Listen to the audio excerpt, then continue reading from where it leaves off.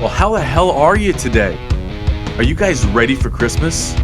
Because episode 32, Nick the American, he's not ready for Christmas. Are you ready for Christmas?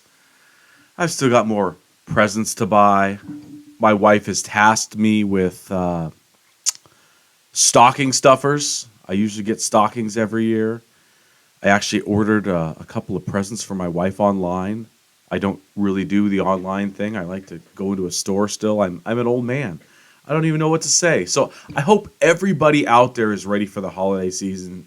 It's not as stressful as maybe it should be or as it normally is. Maybe things are going better for you. Maybe they're semi-wonderful. I don't know. I'm just living. I know today we've got Santa pictures with the kids. We're pulling a couple of boys out of school early because there's just with kids sports, my son's wrestling, one of my sons is playing select football.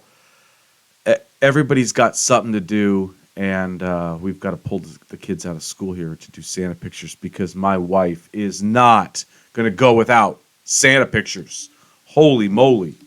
Don't even get it. Literally, there's 2 malls we can go to, and my wife is showing me pictures of the 2 Santas, and she wants to know which Santa we need to go with.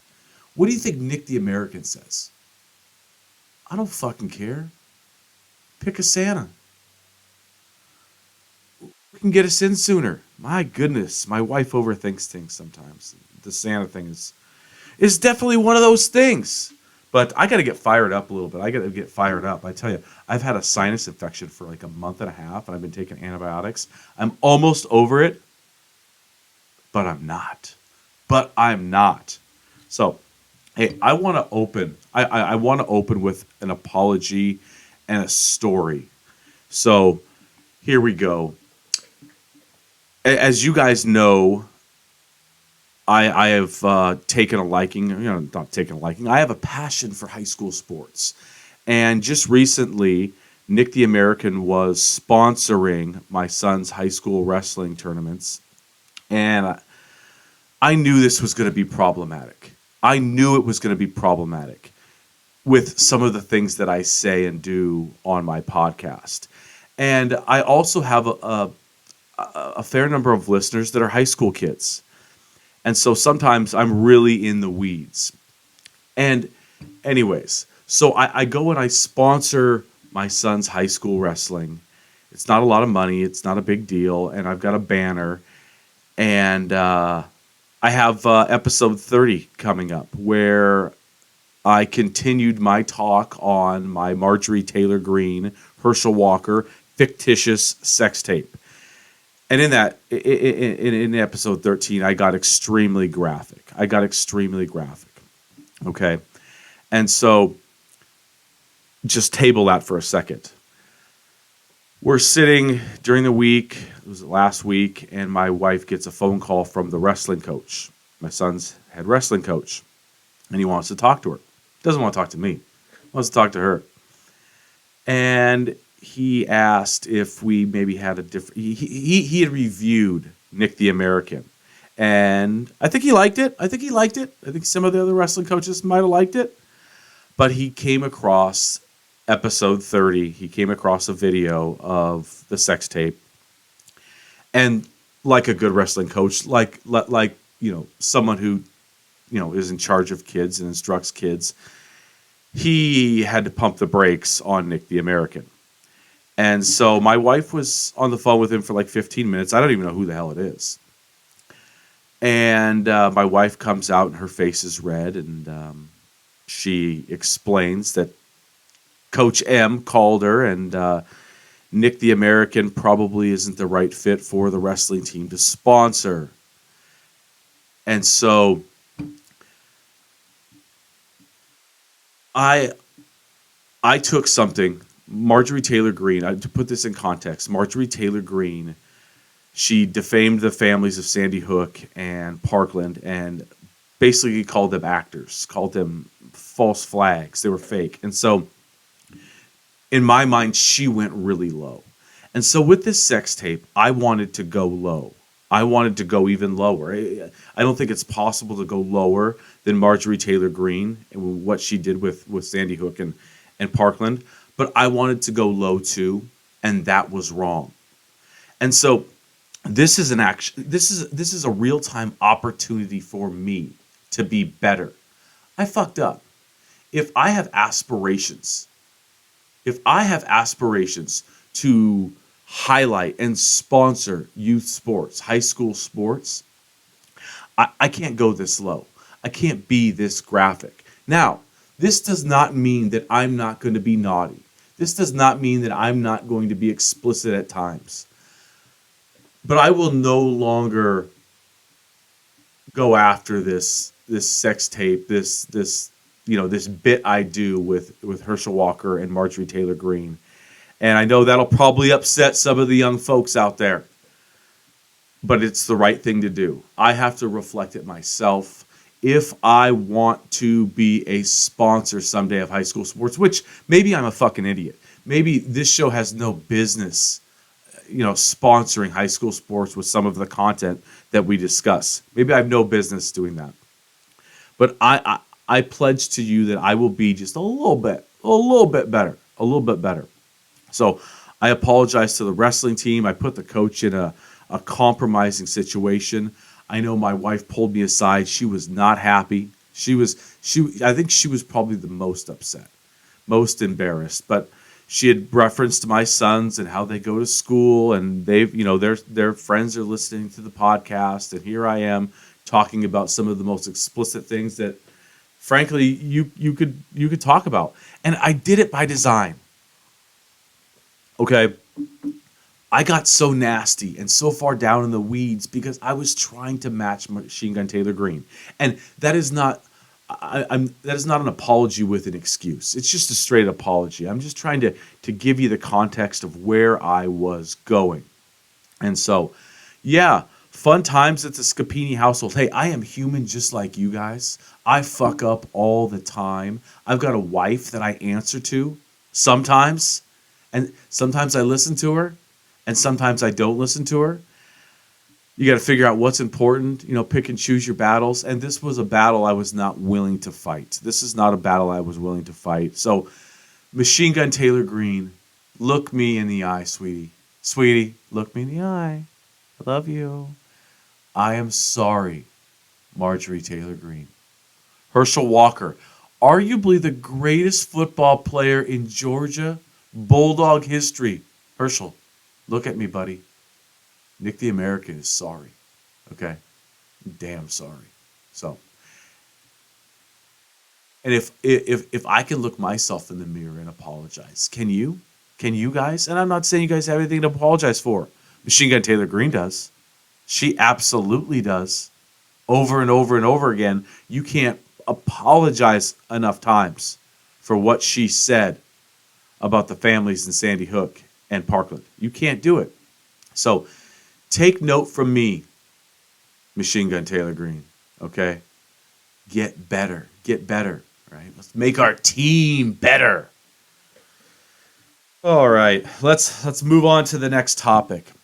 I was talking about, Trump's inability to admit defeat with regards to the 2020 election. And I referenced former Vice President and Tennessee native Al Gore as someone that we could look at as a protector of democracy, someone who showed nothing but class in his concession speech when he lost the tightest race of our lifetime against George W. Bush in 2000, lost Florida by 500 some votes, won the popular vote by 500,000, and he was the first president since the 1800s to win the popular vote and actually lose the election. So he lost really tight, really hard, tough to swallow. Something obviously Trump could never do. But so I played a snippet on last episode 31, of Gore conceding. And I was at home, and my son Carter was just he can vote now. He just turned 18, and he thinks Biden is an absolute dipshit. He thinks Trump is a lunatic. And he's just like, is there anybody else, Dad? And so I played him the Al Gore concession speech, and it was like 6 or 7 minutes. I played it for him. And, sometimes you're trying to show your kids something and there's no interest. And sometimes you show something to them and they're captivated. And Carter sat there and listened to the entire Al Gore speech. It was like, who the fuck is this guy? Can we get this guy? Is this how they used to make politicians? We've got Biden and Trump. Who is this guy? I'm like, son, this is Al Gore, and this is his concession speech. He sounds amazing. So my 18-year-old son was blown away by Al Gore and his concession speech. The class in which Al delivered that concession speech. It's such a contrast to what we have now. Not that Joe Biden's not classy. Joe Biden will definitely step up and be classy. But can you imagine Trump winning the popular vote, losing the election, and then saying precisely what Al Gore did in 2000 on that speech? We should play it again. AB, play it again. So our new producer, AB, she's really kicking ass. There's no doubt about it. Almost a century and a half ago, Senator Stephen Douglas told Abraham Lincoln, who had just defeated him for the presidency, partisan feeling must yield to patriotism. I'm with you, Mr. President, and God bless you. Well, in that same spirit, I say to President-elect Bush that what remains of partisan rancor must now be put aside, and may God bless his stewardship of this country. My son was just blown away, and I was actually blown away by his response. And I'm like, God, everyone hates Al Gore, on the right. He's a climate activist, and he invented the internet, or so says the right. He was taken out of context for making comments about inventing the internet many, many years ago. I said he's not a beloved, political figure, but just the tone, the class, the civility. I think it struck my eldest son. We need more of that. We need more of that Al Gore type shit. How could anybody, regardless of party, watch his concession speech and not feel proud to be an American, not feel patriotic? I don't know if it's possible. I don't know if it's possible. Your chest should just be pumping out of your shirt. We have Joe Biden and we have Donald Trump. We don't have Al Gore. We don't have George W. We don't have sane politicians that, I don't even know. This Al Gore concession speech just does not exist anymore with regards to politics, and it needs to. It needs to. We need to have that sense of pride, no matter who's speaking, a Republican or a Democrat. And I'm telling you, even if you're a Republican and you watch that speech, you have to feel damn good about your country. So maybe more people will jump into the race. I tried to tell Carter there are a few people that can talk. Nikki Haley is definitely one of them. Ron Desantis is not a bad person. He's not a bad person. I totally disagree with him. He's not a bad person. If we had Roy Cooper run, he is a good dude. If we had Gavin Newsom run, I know he's a leftist liberal, but he is together. He's smart. He's thoughtful. Hopefully we get some more people to jump into this race. So if not, we get Biden, Trump too, and who the hell wants that? Who the hell wants that? So, all right, let's talk a little bit of sports for a second. David Benavidez is the official fighter of Nick the American. And there is another fighter in Renton, Washington that for a long time was David's stablemate. His name is Jose Valenzuela. Jose El Rayo Valenzuela. And Jose is a lightweight. He's 135 pounds. Offensive dynamo. He trains alongside David Benavidez. He was in the Renton boxing gym the day that I stepped in there, and I didn't know who Jose was at the time. He was like 6-0, still a young prospect. He's more of a contender now. But I wanted to highlight Jose because in the Benavidez boxing gym, it's all David Benavidez. And rightfully so.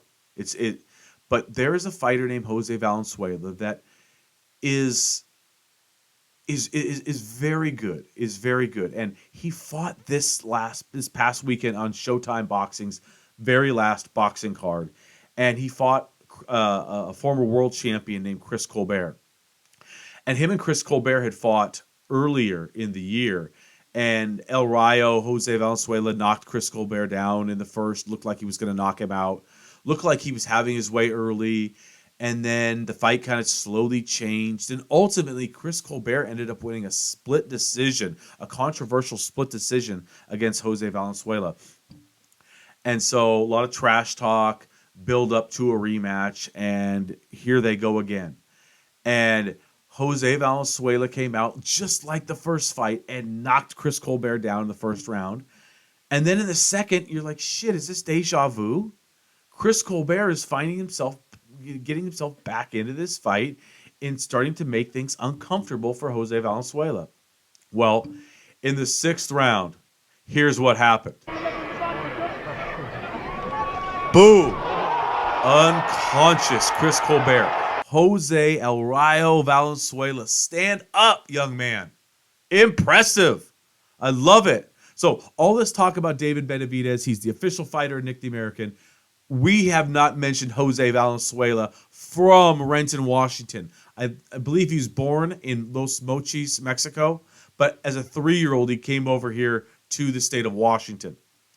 Enters the ring in a Space Needle hat. He was wearing a Mariner hat at the weigh-in. Hey, I'm all Washington minus the Seahawks, Jose. I'm all you, Jose. Love how you're backing up Seattle sports. And we need to start watching this young man. He's got 14 professional fights. I think he's got like 16 professional knockdowns. He's knocked down every man he's ever fought. He is an offensive dynamo. He's lobbying for a fight with Gervonta Davis. That would be an exciting fight because Jose's all offense. He's all offense. I think he needs to punch a little bit less. He can put his hands on anybody. He needs to be defensive, and he needs to be a little bit more economical with his punches. He can throw half as many punches as he does and still win rounds. Just needs to be careful with that chin. So, anyways, Jose El Rayo Valenzuela from Renton, Washington. Take a look at that knockout clip, ladies and gentlemen. You got to watch it. Hey, boxing is a brutal sport. I'm telling you, the medication, I'm drinking water so much here. The medication I'm on is just drying me out. Nothing I can do about it. I mean, come on. All right. Let's talk about this topic. I have not really talked about immigration.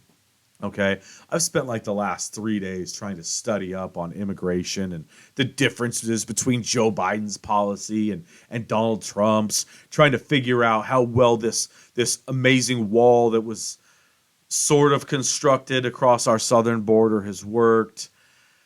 You know, trying to grasp all of it. And I'm telling you, there's no way the regular Joe, the regular American, can really understand immigration, can really understand what's going on with our southern border, but we're really passionate about it. We're really passionate about it. It's like hell down there, right? It's absolutely awful. And, you know, this is going to be there's so many different things I want to talk about with this, but I think about the Statue of Liberty, and the Statue of Liberty says, give me a gift from France, right? We've got the Statue of Liberty over there in New York. And it says on the Statue of Liberty, give me your tired, your poor, your huddled masses, yearning to breathe free, the wretched refuse of your teeming shore. Send these, the homeless, tempest, tossed to me. I lift my lamp beside the golden door. Give me your tired, your poor, your huddled masses. So I'm wondering, does this matter anymore to Americans? Hey, give us your tired and your weak world. We will take them. We will give them the opportunity that they need to succeed. We will be that beacon of light. You know, I've mentioned Ronald Reagan before. Reagan talked about the United States of America being the shining city on a hill. if we are that shining city on that hill, and it's important for this country to be that shining city on a hill. We've got this neon banner saying we're the greatest fucking country that's ever existed, ever. And it's just flashing up there on the mountaintops. Of course, people from all over the world, especially Mexico, other countries, are going to Venezuela, Nicaragua, doesn't matter, are going to want to come to this country for opportunity. Okay? And so I want a safe and secure border. I want a solid application process, a legal application process for immigration. I don't want illegal immigration. I also want a path to citizenship for people who are established here. Yeah, who probably broke the law, but are established here. It's a tough one. It is a tough one. Okay, I want all of these things with my immigration policy. I don't know how I feel about the wall. I think about the wall for a second, and I said I'm going to be all over the map here. The wall, show me the logistics, the science, the data metrics behind here. If we construct this wall, we can stop the influx of illegal immigration. Was there studies done? Was there science that was looked at that said, hey, this will work, and here's why it will work? And what I've seen is basically no. The wall was basically a cliff note for Donald Trump.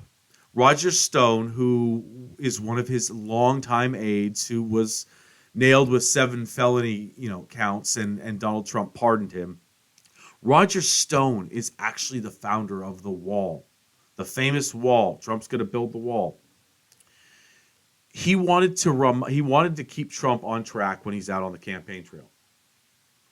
Okay, and so illegal immigration's a big hot button. And so in order to get Trump to talk about immigration, he said wall, wall, wall. Remember the wall. Well, Trump, on a random campaign stop, just started talking about the fucking wall. And all of a sudden, the greatest builder in the world, Donald Trump, is like, yeah, we're going to build a wall. That's literally how the wall came to be. Okay? There's been like 450 miles of wall created. Like 400 miles of the wall was in replace of already existing barriers and walls. 50 miles is actually new wall. And I don't want to harp on Trump so bad for this impenetrable wall, but this was not a solution. This was a campaign trick, okay? This was a cliff note he used to remind himself to talk about immigration. And then it just turned into this, oh my God, we've got to build this wall. If you want to crack down on illegal immigration, I don't think the wall is like your saving grace. I just don't think it is, okay? So I'm doing all this research, and I don't think I know any more about the southern border than I did before I started. I know a little bit. Does anybody know what Title 42 is? Does anybody know? Anybody know? No? Does anybody know what Title 8 is? Title 42 is a measure that the Trump administration enacted during COVID, where they could expel immigrants very quickly from our country. Now, there were no repercussions for being expelled. You could continue to just try, but we were able to get a lot of people out of the country very fast, and we did so under Title 42, which was health and wellness of your citizens. It was a pandemic title, okay? And so this Title 42, Biden was going to get rid of it. And take us back to Title 8. What the fuck is Title 8? Does anybody know? Title 8, it's not nearly as extreme. The deportations, the immediate action is not there. But what Title 8 does is if you do get caught trying to enter the country illegally, you could face a couple years in prison. you could face a 5-year or a 10-year ban on getting back into the country. And so Title 42 was a little, it was brutal in this sense. Trump was like scorched earth. We're going to get these fucking people out of here. If I've got to use Title 42 and this pandemic clause to do it, we will do it. And in so doing, we saw a lot of families get separated. And I bet even Trump and maybe some in his administration, probably like, yeah, maybe that didn't go so well. And so when Biden came in, he wanted to make sure that no families were being separated. Kids weren't being put in a cage on one side of the border with the family on the other side. So what is the difference between Title 8 and Title 42? Title 42, by the way, just ran out in May after legal battles, just May of 2023. So literally, Biden and Trump, their immigration policies are so fucking similar. There's not a lot you can do. People are coming across the border regardless of who's president. I don't know. I cannot sit here and tell you. Donald Trump's is more scorched earth. He wants more people gone. Okay? He did separate families.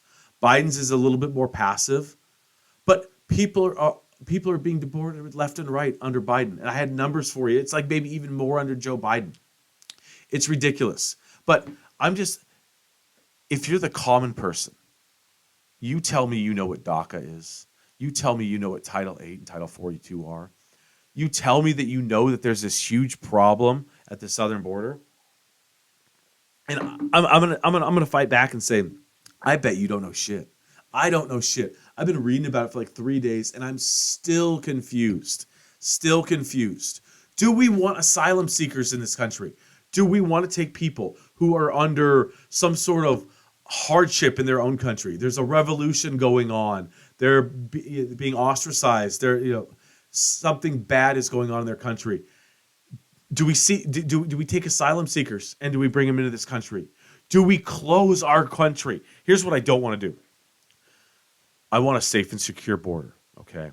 I believe in legal immigration, not illegal immigration. I believe in this country as the beacon of hope and freedom, and as long as that rings true, people are going to want to come here. Okay, people are going to want to come here. But what I don't believe in, is closing our borders and saying no more immigration. This country was founded on immigration. This country, I think of the United States of America like a Major League Baseball farm system. We need talent constantly coming into our country that has a desire to succeed, a yearning to succeed. We need these people. They're going to become doctors and lawyers and drug dealers and politicians and second and third generation Americans. But we need them. We need talent coming into this country consistently. And if we think, hey, we're good, we can shut down the country, no more immigration. And I'm not saying anybody's actually saying that. Maybe some on the right are. And if they are, they're wrong, God damn it. Lord's name in vain. Piss me off. I didn't mean to do that. We need to go find talent. And if talent is coming through our borders, we need to be able to process that appropriately and give people a legal path into this country. So I encourage everybody to read about immigration.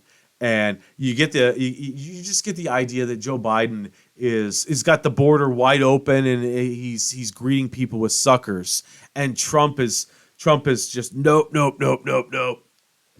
When the reality is, the differences between the two policies, Trump's is more aggressive, Biden's is less aggressive. They're deporting people like fucking crazy. Here's what Joe Biden said just recently. Here's what he told people at the southern border. Do not just show up at the border. Stay where you are and apply legally. Now, That sounds pretty good, doesn't it? Hey, apply legally. Stay where you are. Don't flood the southern border. Now, what if you're trying to seek asylum from a dangerous situation? What if you have moved heaven and earth to get to where you are in the southern border just to be turned away? And that's something that's a break, I think, from Democrats and liberals. Um, get to a crossing. Get somewhere.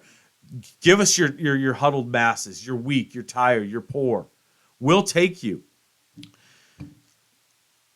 That seems to have been the case for a long time. Should that be the case now? And should that always be the case? For example, times are changing. Our country's getting bigger. We're no longer a startup nation any longer. Okay? And if we're not a startup nation any longer, does that mean some of our immigration policies change? Do we have to tighten the borders? Probably yes. Do we have to tighten the process in which you fill out an application and you get accepted as a potential citizen one day in this country? Do some of those things need to tighten up? Because we are we are a monstrous country. We're huge. We're booming. We've got bills to pay. And we just can't necessarily take everybody across a border and say, hey, come on, we'll take care of you. We'll feed you. We'll do whatever it takes. There's got to be a happy median. And again, I've spent a couple days reading about this, and I know absolutely shit about immigration. And I'm sure people on the internet will tell me all about it. But the bottom line here, there is not a ton of difference between Joe Biden and Donald Trump's immigration plan. And I'm not pro, con, either one of them when it comes to immigration. I think the wall was fucking stupid. The wall was stupid. The wall was not a solution. Okay? Separating families at the border is not something the United States of America needs to be in the business of. But just taking anybody and everybody across our border and have it not secure is not something that this liberal Democrat wants. So we need to be fair on immigration, and we need to be firm on immigration. Fair and firm. There's the stance of Nick the American. And you know, immigration becomes so fucking politicized. You know, just 2022, all of the campaign ads, like, oh, this little girl found fentanyl at the park and died because of all of the Mexicans flooding over the southern border, poisoning our blood. No one said that in a campaign ad. Trump just said that. But the fentanyl crisis, southern border. The right will tell you, oh my God, the southern border is just a sieve. The drug abuse down there is crazy. It's coming right up and it's poisoning our neighborhoods and our children, and it's killing us.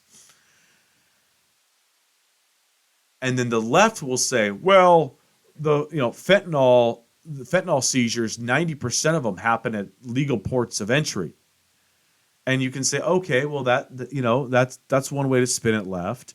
But do we even know what the fuck is coming in from the southern border? Do we have any sort of data metrics? Do we? I don't know. The left plays politics with that 90% fentanyl number coming through legal ports of entry. The right plays fucking politics.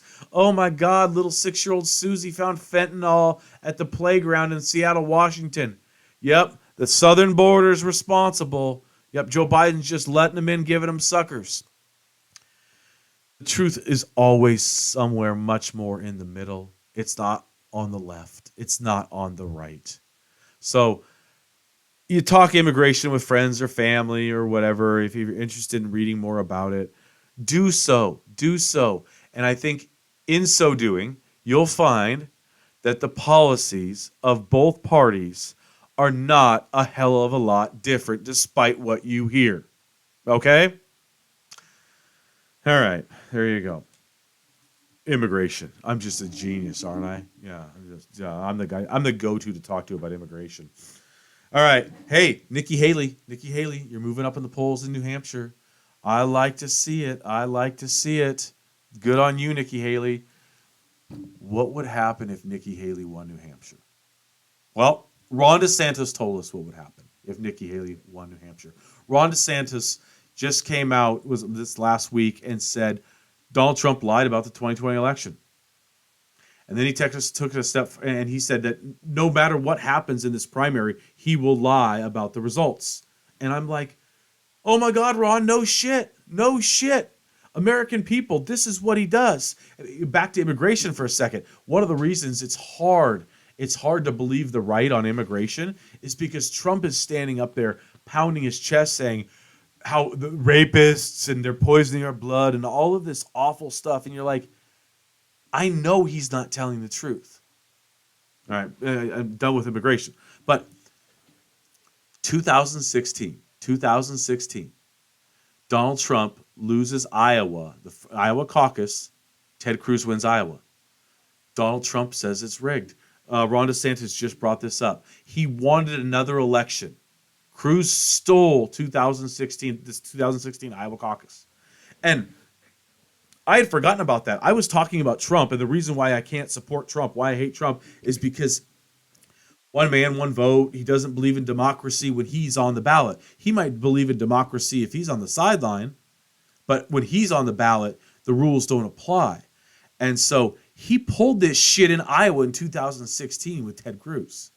He obviously pulled this shit in 2020 with his election lie that Ron DeSantis, thank you, you finally fucking pointed out. Nikki Haley, you can't win. You can't win. If you beat him, all hell's going to break loose. All hell's going to break loose. So I just thought it was funny that I had pointed out why I could not stand the king, why he was not electable under any circumstance. If you can't agree to the rules of the game, then you can't play the game. And here we have Ron DeSantis, who's in a primary with Donald Trump right now, saying, fuck, he'll lie about the election results 100%. Do you think that's the only thing that Donald Trump lies about? Do you? Fuck no. My goodness. So good on you, Ron DeSantis, stepping up, growing some hair on your balls. It's probably too little too late. You probably should have been doing this a long time ago.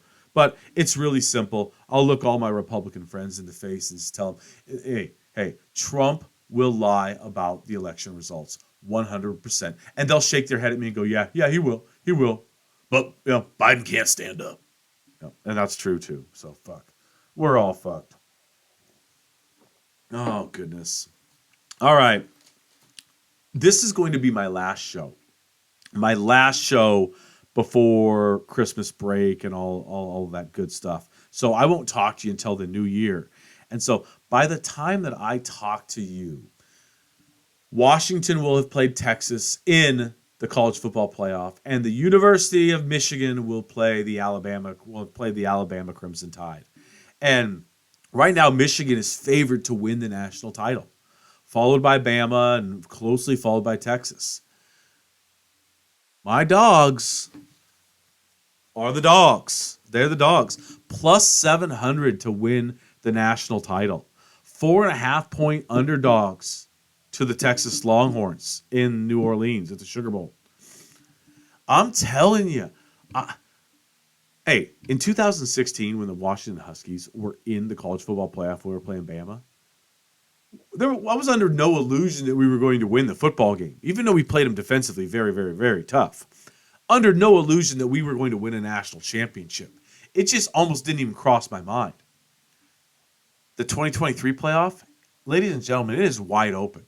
It is wide open. And I love the fact that Washington is being disrespected yet again. Hey, they went and handled Texas last year in Texas, 27-10 in the Alamo Bowl. And I know Texas was missing a couple of dudes, but Texas got handled by UW. UW has handled everybody all year, and they're 4.5-point dogs. I scratch my head. I'm telling you, the play here, I'd take the Huskies to win the national championship plus 700. There's your play. This feels like absolutely, positively, the closest college football playoff Final Four we've ever had. I believe Texas can win the national championship. I believe the Washington Huskies can win the national championship. I believe the Crimson Tide can win the national championship. And I believe the favorite Michigan Wolverines could win the national championship or get smoked. I think it's wide open. I almost think it's 50 all the way around. That's how damn tight this is. So I'm excited. The other thing that's crazy exciting regarding college football is the transfer portal.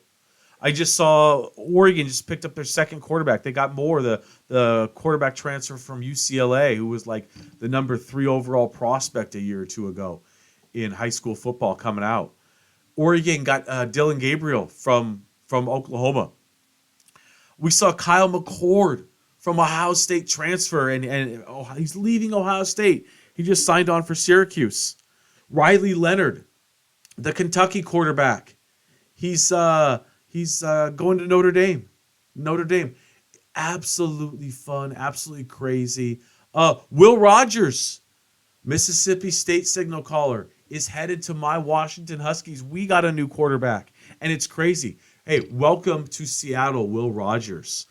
The Huskies have still got a couple games to play, hopefully, but here is Will Rogers. He was born and raised in Mississippi, small town in Mississippi. His father was a football coach. This kid's eat, sleep, shit football his entire life. This Southern boy from Mississippi is going to come on over to Seattle, Washington, and he's going to get a little culture. He's going to get a little culture over here on the West Coast. How cool is that? And hopefully he can bring a little bit of that haughty-toddy Southern culture over to Seattle too. But just a cool thing. Would Will Rogers have ever in a million years thought he would wind up being a Washington Husky? And so the transfer portal is giving kids opportunities in parts of the country, opening up parts of the country that just would never be open. And good on Will Rogers. I think Will Rogers saw a year prior Husky running back or Mississippi State running back Dylan Johnson transfer from Mississippi State to Washington. Leave the SEC for the Pac-12. Will Rogers took note. And with all the success that Dylan's had and all the success that Coach Kalen DeBoer's had with coaching Michael Penix at the quarterback position, you'd be crazy to be a quarterback in college football and not want to be part of the Washington system. So, welcome, Will Rogers. The transfer portal is crazy as shit.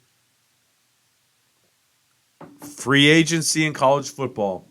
My goodness. Cam Ward's still out there, ladies and gentlemen. I think DJ Ungulele is still out there. Where are they going? I don't know. All right. Let's see here. We're getting close to wrapping this baby up, but I'm going to start talking about an initiative that Nick the American is championing. It's called Initiative 15. What the fuck is Initiative 15, you ask? You know, I have been asking members of the media, I've been asking politicians, I've been asking my friends and my family, my fellow Americans, to be more civil, to change your tone a little bit, to understand who you're speaking with, okay? To compromise a little bit more. And so, Initiative 15 is just that. I'm calling on all politicians. I'm calling on all Americans. I'm calling on all members of the media to give me 15%. Give me 15% more compromise. Marjorie Taylor Greene, can you compromise 15% more? Sean Hannity, can you give me 15% better tone? Rachel Maddow, can you be 15% more civil? Jim Jordan, can you be 15% more compromising? I get it. We have disagreements. We are not going to agree. That's why I'm not asking for 85% or 100% or 60%. Can we be 15% more civil? Can we be 15% better as people? I'm telling you, Democrats, you do not have some sort of economic policy that is robust enough and wonderful enough just to make our country boom and smooth sailing all the way. That doesn't even fucking make sense, Nick. Republicans, you do not have an economic policy that's a magic bullet either. You think either side does? Oh, we're going to enact this piece of legislation and make everyone's life better. It's going to make somebody's life better. It's going to make somebody's life worse. It's going to make somebody hate it. It's going to make somebody love it. No, but you know what Republicans and Democrats can do? They can adopt Initiative 15. Initiative 15. Rashida Tlaib, you can be 15% better. Jim Jordan, you can be 15% more civil. You can. House Republicans, 15% more willing to compromise. Hell, you can't even compromise on a fucking speaker. How are we going to get anything done in the House if you don't adopt Initiative 15? If Sean Hannity adopts Initiative 15, everybody, we should be talking about Initiative 15. 15% better. We can do it. Forget these liberal policies and these conservative policies. Yeah, those are all going to happen or not happen. And we're all going to love them and then hate them or be indifferent about them. But we could all give 15%. We could all get to this team that we love, that we want to flourish, that is the United States of America. We could give 15% more. Some people need to give 15% in this area. Some people need to give 15% in this area. But if I sat down with Sean Hannity, I want to shake your hand, dude, and say, listen, man, we can be 15% better. Initiative 15. I want to talk about it all next year. I want to pump it up. I want Hannity to adopt it. I want Maddow to adopt it. I want George Soros to adopt it. I want Joe Biden and Donald Trump to adopt it. 15% better. There's a policy that's not even a policy that could make our country move, that could help our country heal, that could bring our team together. Hey, Initiative 15, I know what you're talking about. Yeah, I can't give you 85%. I'm a liberal Democrat. I disagree with some of the shit on the right, but I can give you 15% more civility. Fuck yeah, I can. I can give you 15% more compromise. Hell yes, I can. I'll work with you 15% more than I do now. Marjorie Taylor Greene, can you give 15% of an apology to the families of Sandy Hook and Parkland?